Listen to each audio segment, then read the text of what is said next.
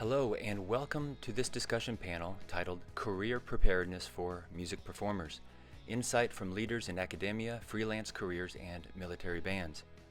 First off, thanks to the CMS Director Bill Pelto for spearheading the many initiatives that inspire leadership in the next generation of musicians, and to Ruth Morrow, Director of the CMS South Central Chapter, for leading in the organization of this 2021 regional conference. Due to the pandemic and the ever-evolving world of music, there is a need to address paradigmatic changes for occupational readiness through higher education.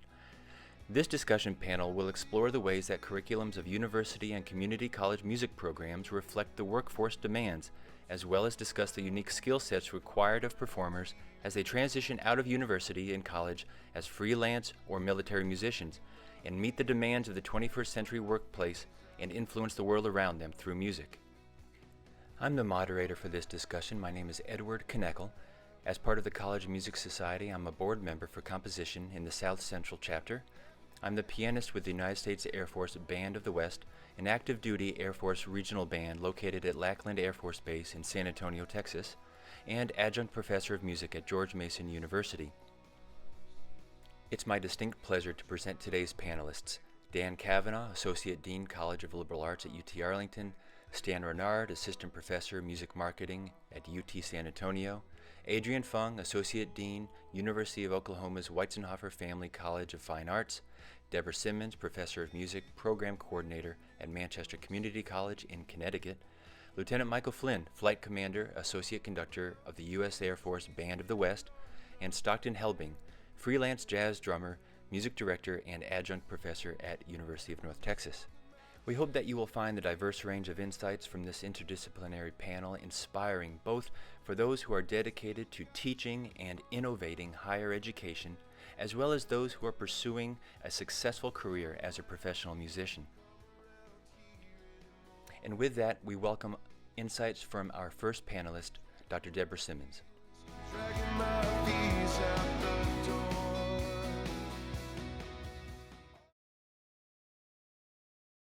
Well, first of all, thank you, Ed, for inviting me to be part of this experience and opportunity to meet the wonderful people on this panel. Gosh, it's interesting. As a kid growing up, I've always loved music, toyed a little bit with the visual arts. When I did decide to attend undergraduate school as a music major, of course, my mother, the statement comes out, well, will you be able to get a job? So it was my goal that if I was going to go into this profession, I was going to go all the way. So, I haven't gone from instrumental band major, bass clarinet minor, and piano at Winston-Salem State University, one of the HBCUs in Winston-Salem, North Carolina, all the way to Teachers College, Columbia University, where I completed my doctorate in music education, guitar methods, and adult learning. And then I've been in an R&B band as a keyboardist, a pop band, a rock band. It's just kind of like a crazy mixed bag, but I try to bring all of that back to my students and just to try to just make them aware of just the myriad of things that they can get into. Thank you for inviting me on this panel. So I grew up in southern France, and so I went through a very different upbringing in terms of musical training because I was able to get my bachelor's degree the same year I graduated from high school. It's a very different track. It's, you're on a professional track immediately once you are into one of those conservatory systems. And I could certainly have graduated earlier. It just was a lot to take on. I was trained as a classical violinist, as a violist, as an orchestra conductor, and later on moved to the US and went to UMass, UConn, spent some time in California. And then I decided, hey, you know what? I want to do business. That's what I want to do. So I had this opportunity to do this here, which was not an option for me in France. And so I did an MBA, and one thing led to another. The director of my MBA program at the time said, you need to be like Charles Ives, make your money first, and then you can do whatever you want. So do a PhD. So, so one thing led to another. I ended up doing a PhD in business with, my entire research stream being on the music industry. And so that's how the two things came together and me being here at UTSA. Sure. I think like a lot of folks on this call, being a musician, sometimes we try to force one particular path for someone. That's just not how the majority of musicians are. Musicians are performers or composers. They have entrepreneurial or business activity. They teach. I mean, that's just what it means to be a musician nowadays. Sure. Well, I'm honored to be here. Thanks so much for inviting me, Ed. And yeah, I am definitely still to this day primarily a playing musician. I make my living since I've been working on my taxes lately. Last year will be the first year that I probably didn't make the bulk of my income performing because it wasn't available. But typically the bulk of my yearly income is from freelance work. I do love playing jazz, and it's the nearest and dearest thing to my heart, but I play all types of different music, including this weekend I'll be in recording studios in Dallas all day tomorrow and Sunday playing pop music and rock music. But I love it. I really love playing my drums, and every single thing in my professional career is predicated upon one central concept, which is I love to play drums, and I think that the better I am at my drumming, the easier all other opportunities become, whether they be avenues towards teaching, or guest speaking and lecturing, or presenting concerts with my various ensembles. Every other thing I do, producing, music directing, I find myself constantly needing to return to nurturing and growing my primary competency, my number one skill, which is, for me, I'm a drummer. I always jokingly tell my North Texas students I like to be thought of as the Boba Fett of drum set. I want to be that mercenary where you're going to call me and I'm going to come in and play anything you need, and I'm going to get it right the first time, and then as soon as I'm done, I'm on to the next thing. But that being said, it's just brought such unbelievable joy to my life, living a freelance life. I have no other idea what it would be like to work one primary job and have one primary source of income, because I've never had that.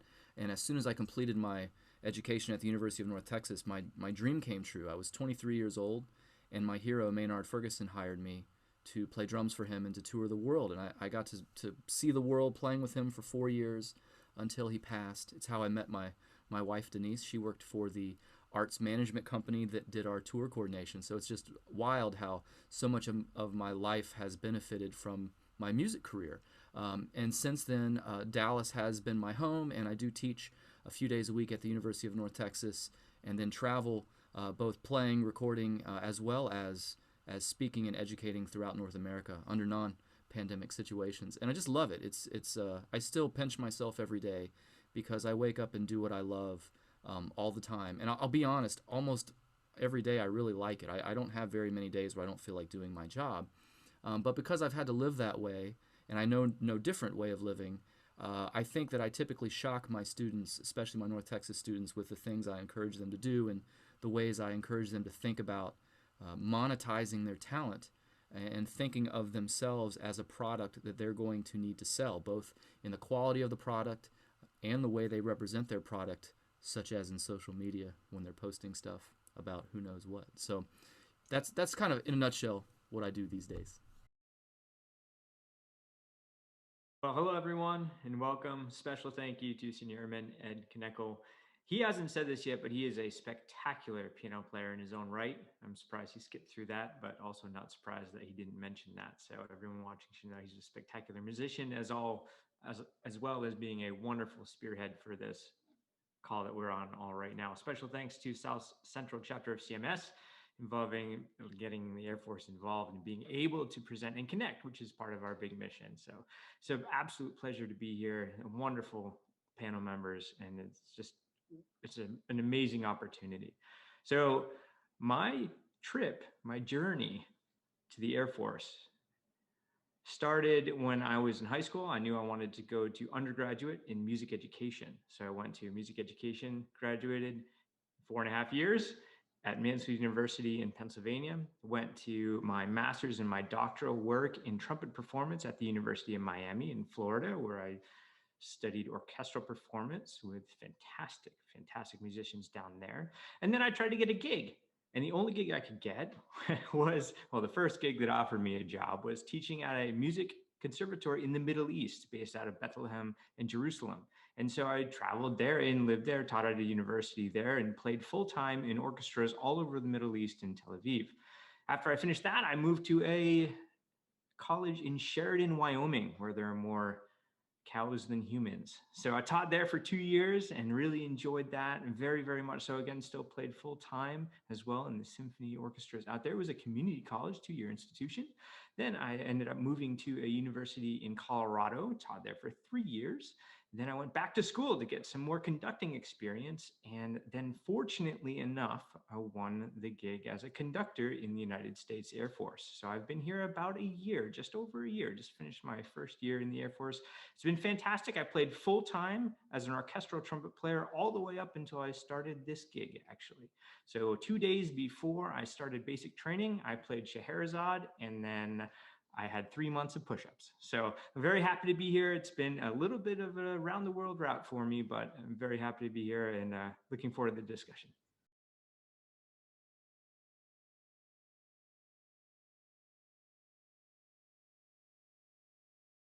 So I'm very honored to be here. Thank you, Ed.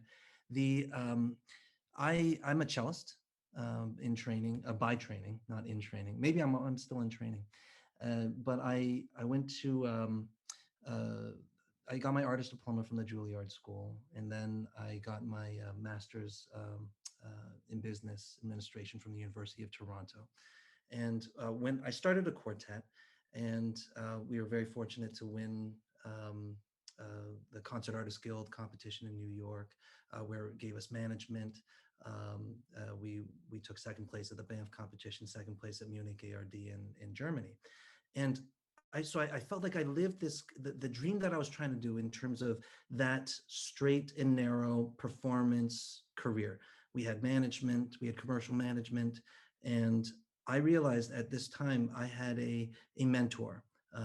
We shared a manager, and it was the Juilliard Quartet. And that cellist and I were talking about certain things about the business, how we could change certain things. And his name is Joel Krosnick. He's in his late 70s, and he was just like, listen, you should just focus on the Beethoven. Like, the business will take care of itself. But I was a 21st century kind of guy, and I was like, I need to focus. I need to figure this out.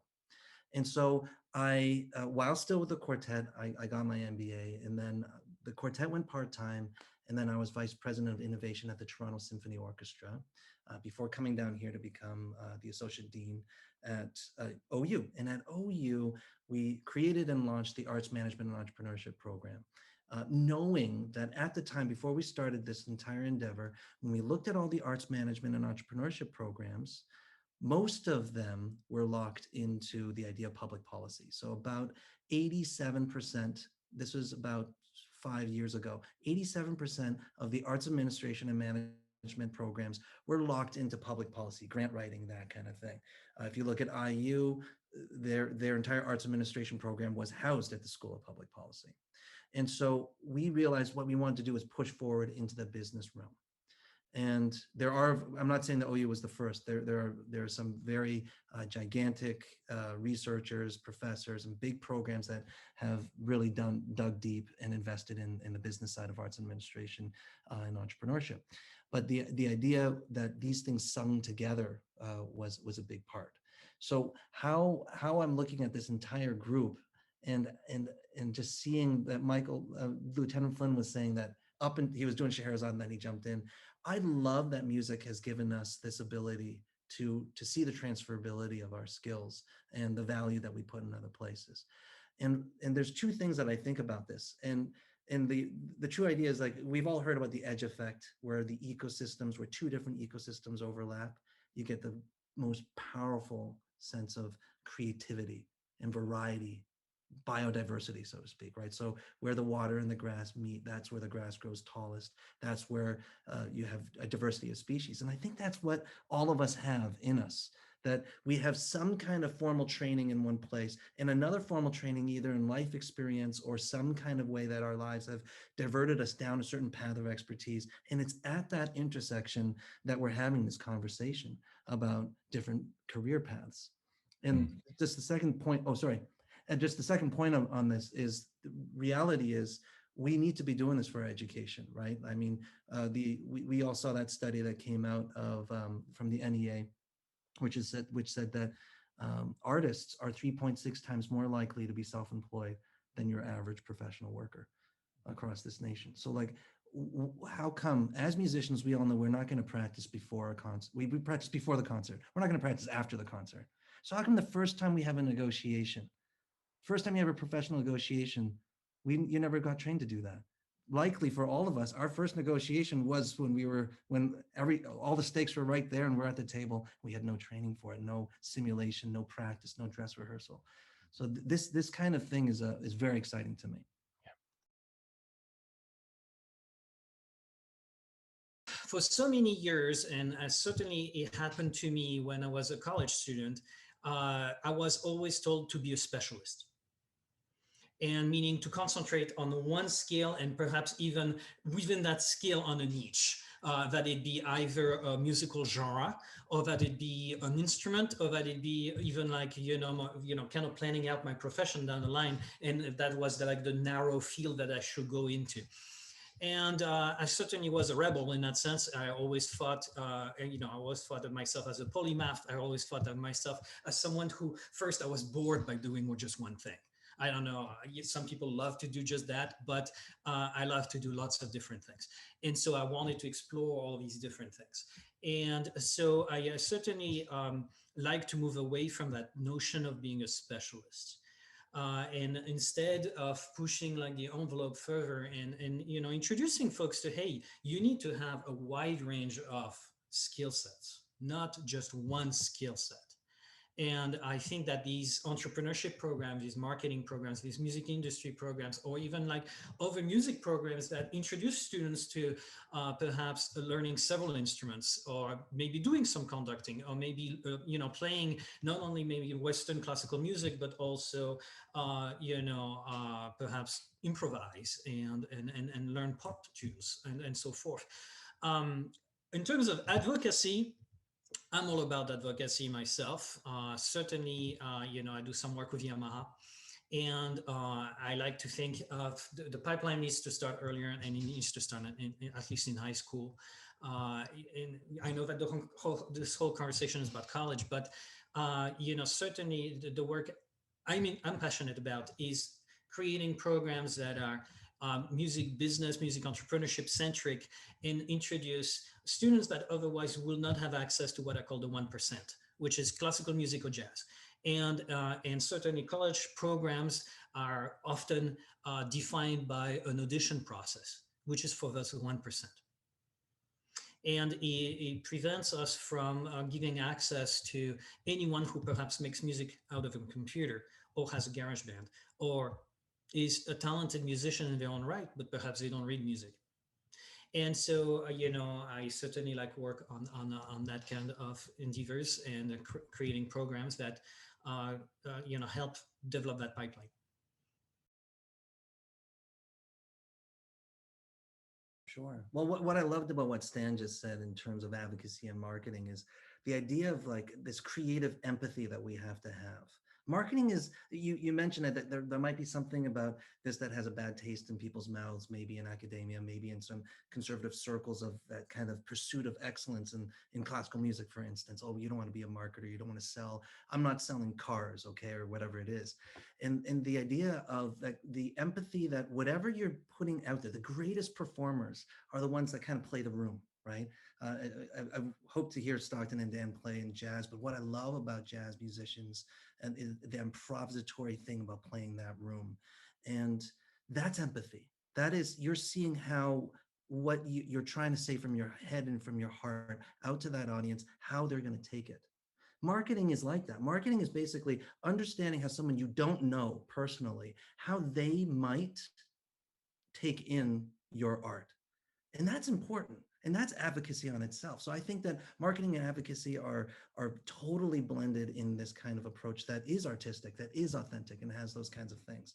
So to answer your question, Ed, the idea of entrepreneurship is locked into that exact same thing. There's a nimbleness to it. There is the idea that you can create something and prototype something and see a minimal viable product of something out there, and the change. But that's kind of what we do on stage all the time. When I play a note with my quartet, that I'm seeing how people, whether they understood that, and maybe I'll goose something if I feel they didn't get the joke in Haydn, or they didn't understand the kind of tone we're trying to play. So I think that there's a lot of ground for potential in terms of the intersection of entrepreneurship and the authenticity that we're looking for in the arts. I agree with Adrian. I wanted to add something. If you ask a CPA or a lawyer, or, what their profession is, they're going to say, well, I'm a lawyer, I'm a CPA. No, you're an entrepreneur. And the same thing with artists and musicians. A lot of the time they'll say, well, I'm a musician. No, you are an entrepreneur. And I think that idea of, hey, you're in business, you are running a business, and in that, perhaps that whole barrier in a psyche is going to be helpful in terms of being breaking that concept that aesthetics does not have to be the antiquation of commercialization.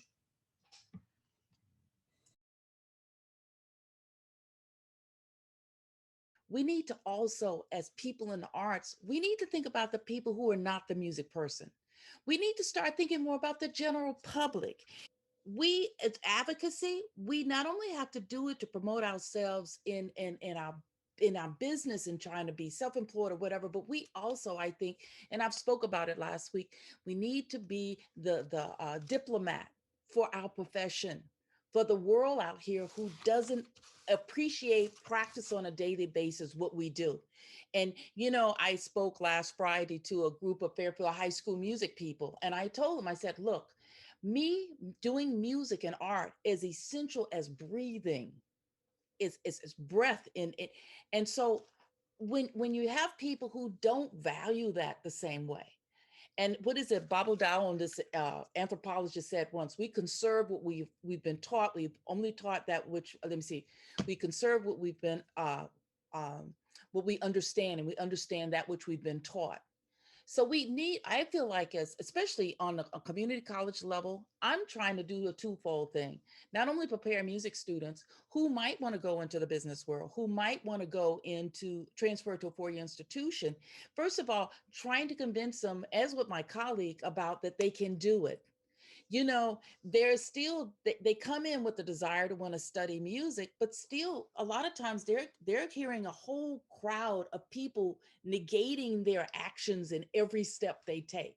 So one of the things which I love about our institution is, they come in, they kind of form this kind of community in and of themselves. So I think part of that, what you're talking about, is to feel like they're part of a family, a group of people that my colleague and I, we foster, that they're going to get that feedback, and that where they're not going to get it maybe necessarily from their parents. I've had parents of students who say, well, if you major in music, I'm not paying for the degree. So again, the devaluing of that. So some of the things we do is we in the master classes that we offer, I find that's a great resource where they learn how to perform with in front of each other. They learn how to do self-critique. They critique each other, but they're also creating this kind of family, this cohesive unit. And that's been a part of the educational process that you can't quantify in a course that you take. It's that collaborative, that you're in this environment of like-minded people. So that's one thing. The other thing is that I was looking at the pop world thing. We were talking about that, is the fact, we were talking about the high art. Again, Ed, you were bringing that up. We had a conversation earlier because we came in an hour early. But aside from that, is it's like, I was in those pop bands, you all. In a lot of instances, I was the only formally trained person. I got blowback from that just because I was a formally trained musician. I've been performing in clubs. I've had people with steins of beer just over my keyboard, looking me, questioning, okay, you're the music teacher, like this. And so there's that. So even in the pop world, among beautiful, wonderful freelance musicians who have not been formally trained. There is a snubbing of the professionally trained person just as much as there's a snubbing of the freelance self-taught musician by the formally trained person. So I really think, on a bigger, larger level, we need to start really rethinking the role and function. So I think what you're talking about is entrepreneurship, advocacy. It has to come from like 3 or 4 different avenues at one time. It has to come from us. It has to come from how we teach those who are not going to be music major or arts people how to celebrate. And one final thing I'll add, in that I'm a community college in Connecticut, more cases than not, it's my students who are not going to transfer somewhere out of the state. Most 4-year institutions, people come in for that to that institution, and then they go back where they're going. It is my students who are going to be part of the workforce in Connecticut. They're going to also be funding the Bushnell and all of those other performance venues. And what is it? This past year, I've been in 2 community bands, 67 members per band, people who have every career. I made one band rehearse on our campus. And 60 people on that stage at Manchester Community College that was designed for music. And many of them said, well, I've never even been in this institution before. So I'm trying to advocate for what we do, but I'm also trying to say is that we have to start advocating about that what we do is touchable. It's understandable to the average person. Sure, I'd be happy to. There's a beautiful saying that's gorgeous, and it says, we shouldn't judge a book by its cover.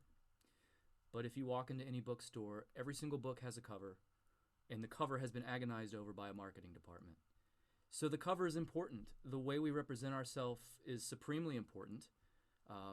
Yes, we will be faced with prejudices. Yes, we will be stereotyped. So I think we have to be, right off the bat, we have to be willing to accept the fact that 100% of people aren't going to love what we do. And that doesn't mean what we do has no value. And so that's something that we lose sight of. And I think what I do with my students that I find really helps, and particularly my North Texas students when they're getting ready to finish, and my grad students and doctoral students, they start asking me a lot of important questions about how they should structure their career, how they should handle these type of auditions coming up. I have quite a few students preparing for military auditions right now. I have quite a few students getting ready to take job interviews for perhaps their first teaching job at a major university. And they ask me a lot of questions, and it really covers a wide gamut of possibilities. And I just asked them one simple thing that really helped me years ago. I said, well, I think you need to ask yourself how you define success. And it's a fundamental question we must ask all of ourselves and realize that it's different and unique to each one of us. And that's very important, I think, to start asking yourself when you are beginning your educational journey on the collegiate level. What does success mean to you? And it can mean different things. It can mean financial success. You can have a very specific financial goal. It can be geographic. You could want to live somewhere. You could want to be abroad working. You maybe want to live in a very specific part of the United States that's going to require certain financial needs to live comfortably. You could want a family. For musicians, that's a big one. I spent many years people telling me I could never have a family because I want to be a freelance musician. So I think that having a holistic view of yourself as an artist is very, very important. And I would say this is something that is new in the past 20-odd years that we did not talk about. I know it wasn't being talked about when I started my studies in college over 20 years ago, a long time ago. So I had to kind of learn that the hard way. But the reality is that nobody cares more for our personal success and our personal musical endeavors than us. So we need to take the care to not only, I think it goes without saying, but just to say it, our musicianship, our primary instrument, whatever that is, has got to be absolutely spectacular, and you must never stop nurturing it. Because if that inside core of you stops growing, that means it's withering. And then all other things are going to be problematic. So we want to first and foremost, for my students, those first couple years of undergrad, I'm really just talking to them about their musicianship and their primary instrument. But as they grow, we start talking about things. And it's real simple things, but when they come in and have a lesson and they're not prepared and they have a very poor go at it, I tell them, well, today I'm going to give you a poor grade. In a few years, I simply would never hire you again. And it becomes a lot more damaging. And that affects not only you, it affects your family, it affects your business goals. So just trying to get them to think about simple facts like a college professor today is your colleague tomorrow, or is your job reference. I get called for references all the time from all across the country, and they're not students who have necessarily even listed me. It says University of North Texas, and they were in the percussion program, and I have friends who know me and call. So we have to, from the very get-go, we want to think about representing ourselves with the highest quality, representing ourselves with positivity. That's in our musicianship and our preparedness for every single thing we do, by treating everyone with respect. And that seems a little obvious, but I have to have a lot of conversations with my students about, are you giving respect and showing respect to the other musicians in every single situation? Do you think you're better than these musicians? Are you sending out that signal? You might not be better than them in 10 years, and they might hold the keys to an unbelievable opportunity, and they won't want to work with you. So thinking holistically about how you're handling things, and simple things, interactions in the hallway. I'm a big stickler at North Texas. If I say hello to one of my students and they don't acknowledge me, I stop them, and we have a talk right there. I don't suffer that at all, because in the professional world, that will immediately have someone not wanting to work with you. It's just simple things. We want to do business with people we like. We want to spend time with people we like. And the same thing goes for if we're going to represent ourselves on stage behind a microphone in between songs at a performance. If we conduct ourselves like Miles Davis, I think only Miles Davis could get away with turning his back literally on an audience and becoming a superstar. We can't do that now. And I've really learned that with the time I've had about the past decade working with Doc Severinsen. He worked for 25 years with Johnny Carson. And the intensity of his pursuit of excellence from the very moment we step on the stage. It doesn't matter if we're doing a symphonic performance with symphony orchestra, or we're doing his big band. Whatever it is, it's the highest quality of focused on excellence in every single regard. He speaks to a stagehand, he speaks to a conductor, and he speaks to a child in the audience, all as if they're the most important person in the world to him. And that's really encouraged me to make sure I do that in the people I meet. And then every time we go backstage, he's 94 years old, he practices all the time. Yeah. He's always nurturing that. So holistic views, I think, hold the key to success in whatever our career will offer us the opportunity to pursue. I might present a slightly unpopular view, but I think our curriculum writ large in academia is so outdated, it's kind of embarrassing. And I don't mean that to rag on anybody, because there is a lot of important things that we teach in higher education.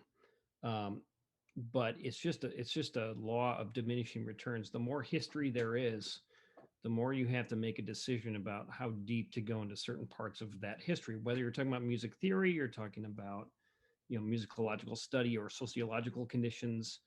I think if I'm on the other side of the screen and sitting watching this presentation, I'm thinking, well, what does that mean to me? I mean, a lot of folks who participate in CMS, it's the College Music Society, it's college professors, right? And to me, I think it's just up to us to every single year, all of us have curriculum cycles, and we sit and we think about, how do I put these things and hold my students responsible? Students, they are so booked in school. And where I teach at the University of Texas Arlington, we have a very large proportion of students who need to work to pay for their education. It's just it's a big part of our mission. I know San Antonio is just like that. I mean, all of our institutions are like that nowadays. It's very rare where students don't have to do that. And so we have to think I also don't solely believe in career training, because I think that only gets someone so far. I think that gets you 5 years out of school and then you're stuck. I think we also need to train people to think about change and to think about very deeply what it is that they're doing and what it means to do what they do. And so I think there's a comment. So anyway, to bring it back to, reading the room here, I think it's up to all of us to always be thinking those things and to challenge our colleagues to have those kinds of conversations when you're out to lunch with them, whenever we can go back and have lunch with people. when you're passing them in the hallway. But when you're in those meetings, the formal meetings, when you're talking about curriculum and sending ideas up the flagpole and asking for funding, that's not just in academia either, right? And I think there are a lot of things from business we can adopt. I think the pilot study concept, where you try something quick, talking about prototyping before, right? Try something quickly and fail fast, or succeed quickly. And I think those are models we are so averse to in higher.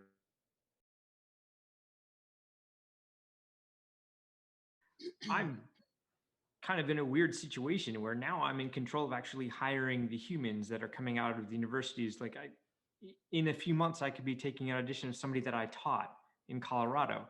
And so you think about how that relates to what we're doing right now, and actually hiring someone who's going to be in the ensemble for a really long time. And it actually goes back to something that when I was in graduate school at University of Miami, I was studying with Craig Morris, who previously played in the Chicago Symphony, which, if you know where Chicago is, it's a pretty big town, and they have a symphony and they're really good. And so I was like, hey, this guy's really good. And I was taking lessons, I was getting ready, I had all my orchestral excerpts, I'm like all ready, good to go. And I was taking this audition, and we were getting ready for the audition, and he's like working with me and the stuff. And I was like, blah, blah, blah, I'm working on this. He's like, oh, I am too. I'm like, oh, yeah. He's like, yeah, I'm taking that audition. And I was like, excuse me? No, you're teachers. You're not allowed to do that. I'm the student. I'm supposed to take that. So that like made my brain go crazy, because getting a perspective of, although this individual is brilliant in helping me learn how to do something, it's not just college students that I'm competing against in order to trying to attempt to have a job. It's everyone in the field that I have to compete against. So how can I stand out amongst that? And so a lot of that was a huge turning point for me, thinking like, okay, I'm going to play Mahler 5 over and over again, and it's going to be awesome. And I'm going to beat all my buddies, which I never did, by the way. But in my mind, I was like, I'm going to beat all these things. And then I go to the audition, and my teacher's sitting there taking the audition. And at some point in the lesson, he was like, yeah, if you want to win this audition, you have to be better than me. And that made my brain like crazy. And so we think about that a lot, is that when you're going out of college, it's not just other college students, it's anybody else in your career field. And I think Stockton, you talked about that a lot, is one of the other lessons I had was, just lessons for success. Number 1, don't be a jerk. And number 2, play in good time. Everything else will figure itself out. And so, because nobody wants to play with somebody who's a jerk, doesn't matter how good you are. Talking about how we're hiring people, Ed has worked brilliantly on the audition committee with the Air Force. And so we hear lots of auditions. And I can safely say in every audition I've taken, and I've taken a lot of them and not been successful at most of them, but luckily I successful at a couple. Every audition that we have, we get to a point where you say, hey, that's great. What else can you do? Because the culture of, I am going to be a concert pianist, I think Stan, you were talking about the 1% of the 1% of the 1% of the 1%. I mean, that fits into that category so strikingly. Is that if you're going to be a concert pianist and you're playing for a living, you're probably 13 and already doing this. So if you want to be an advocacy for yourself and try and get a gig doing something, the answer that you should be striving for is yes. And that, again, it popped up in a number of auditions. At some point, I played an audition, and this conductor guy, Michael Tilson Thomas, got to the end of it. He's like, this is great.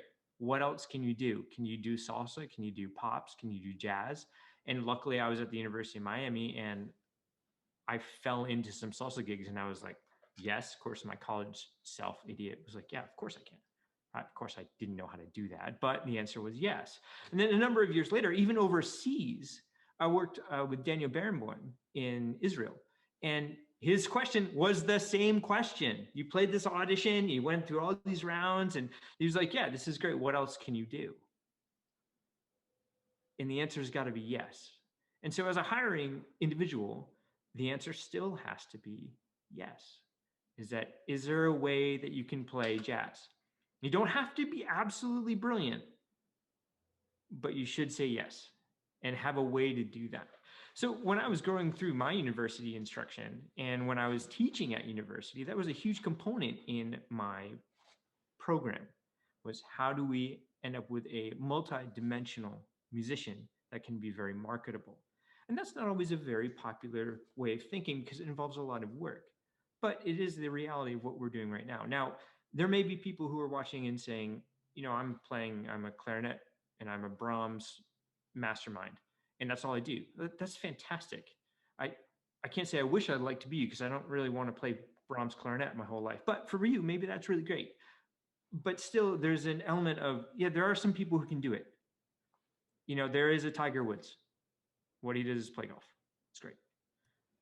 But for any other profession, you wouldn't go in and say, I'm going to be a golf professional. What else can you do? Well, I can teach kids, other elements that go towards that.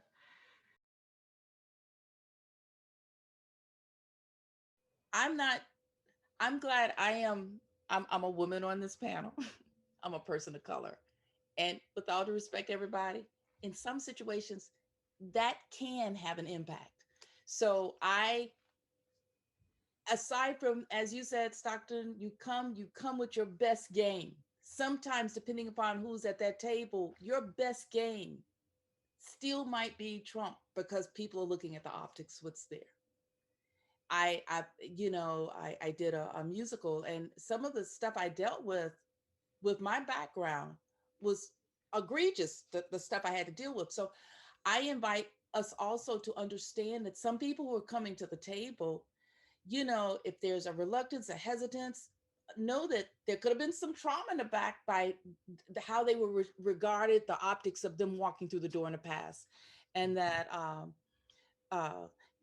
Martin Luther King, we transcend race, creed, and color, and we look at just like the spirit within. And I just don't want to leave that off the table because it's in this profession. And then I go to NASM, there's still like a little cadre of women administrators in relation to a room full of men. So that's the one thing. And then the one final thing is, my graduate work is on adult learning and curriculum. And again, Stockton, you made a comment about like your professors, and I think someone else. I think it's also important in the college world, Stephen Brookfield, who was adult learning specialist. I actually worked with him at Teachers College. He says we tend to teach the way we were taught. So I think that has to also be a consideration here is how we educate and approach and value, because the way we were taught might not be the best way we should be teaching. I'm just going to go right off tangent right here. I think what I'd like to say is, one thing I tell my students is reverse engineer the process. Look at entry-level jobs or the jobs you want to look at, and look at the description. See the kind of skill sets they require of you. And not only look at the entry level, but, mid-level and, maybe like your ultimate, gig that you want to do or whatever it is. And look at, the wide range of skills, who they're looking for, what the job market is expecting of you. Don't always rely also on, going through the motions of the education that is provided to you. You also need to be your own learner. And not everything is going to be provided to you. Just like Stockton was saying, it's also your story. it's the brand, it's the cover of the book. And what makes us unique is our own story and our diversity of experience to, again, like touch upon what Deborah was saying. And that really is what defines us. And we need to be unique and we need to be indispensable. Yeah, I think one of the most important things, even in all my roles now, is to write it out. If you have an idea, write it out. Don't do it on PowerPoint. Don't do a video. Like, actually write it out. You really see the stark reality of your ideas in that way. And so I wish this was more prominent in college training, and it's about ego.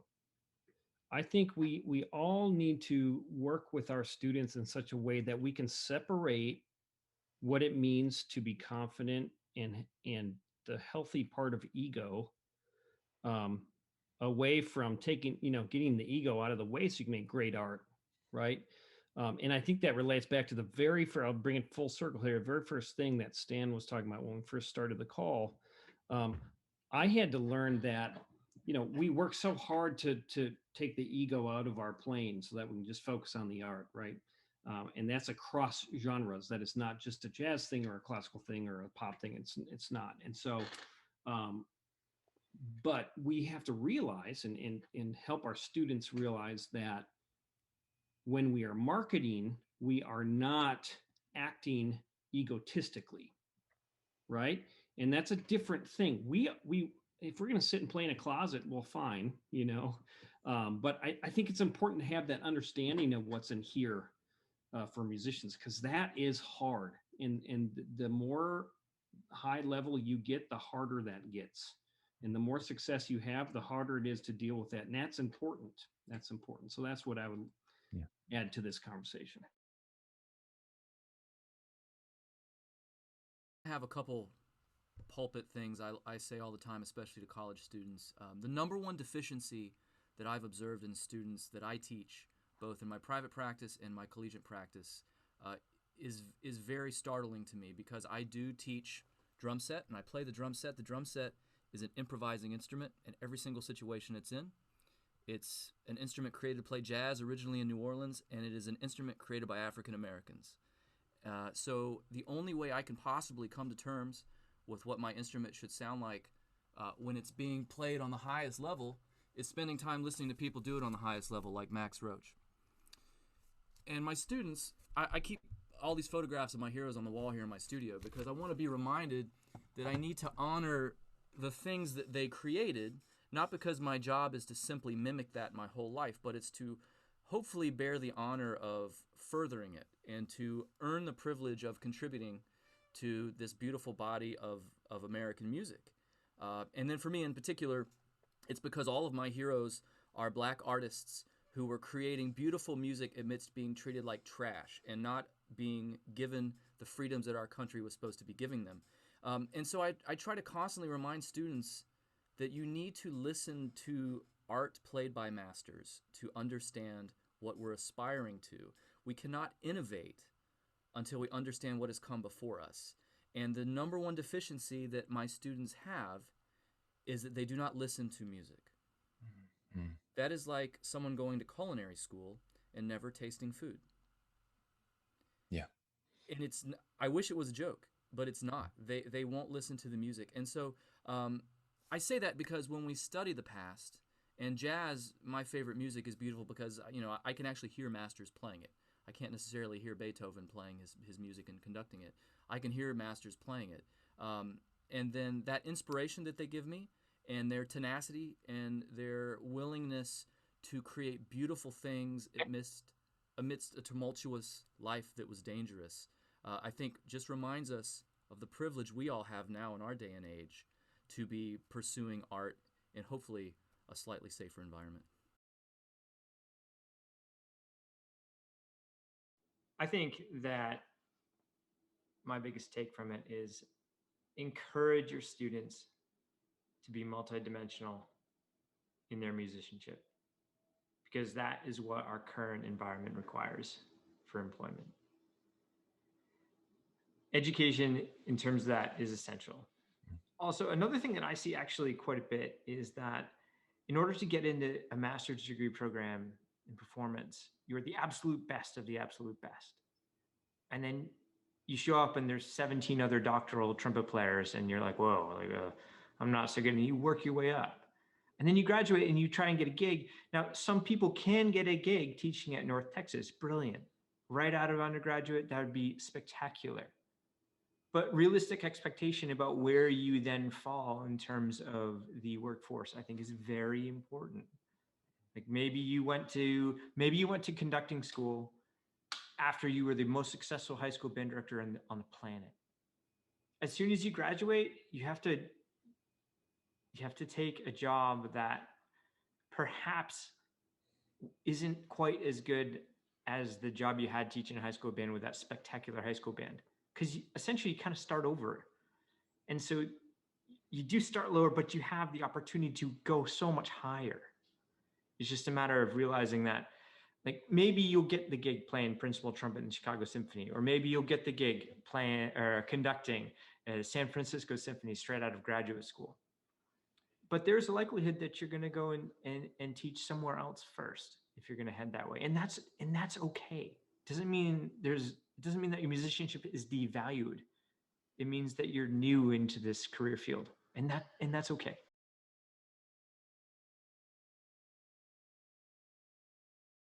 For my non-music majors, because I teach the general college community, my final take with them is that I love the fact that I can listen to music and I can just take it all in.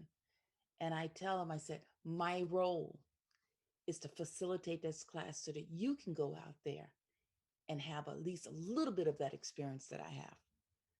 And that you'll embrace this wonderful art form the way I do it. As far as my music majors, I tell them, I said, it's okay that this is your passion and you need to do it as much as you need to breathe. And so don't feel shame about it, celebrate it, become the best you can be, as you were saying, be versatile. And as far as my students who might go on to education and teaching, just be very humble and know that as you stand before them, you're almost like a minister or whatever. You have a responsibility to treat them with respect and do the best you can with that, and don't take that for granted. Don't take that for granted. And as much as you're trying to impart knowledge upon them, know that they might have something to teach you at that moment as well, and be open to that.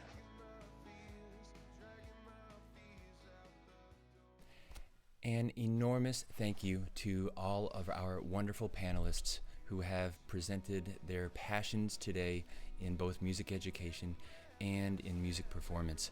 And to all of you who have attended this presentation, I hope that you are leaving at least half as inspired as I am from the insights and ideas and reflections that were presented today by our panelists. Whether you are an administrator, an educator, or a performer, I think there was something in this presentation for just about anybody to take away and start using right away, both in service to the music performance community around us, as well as to those institutions of higher education which provide so many of the training grounds for the next generation of professional musicians.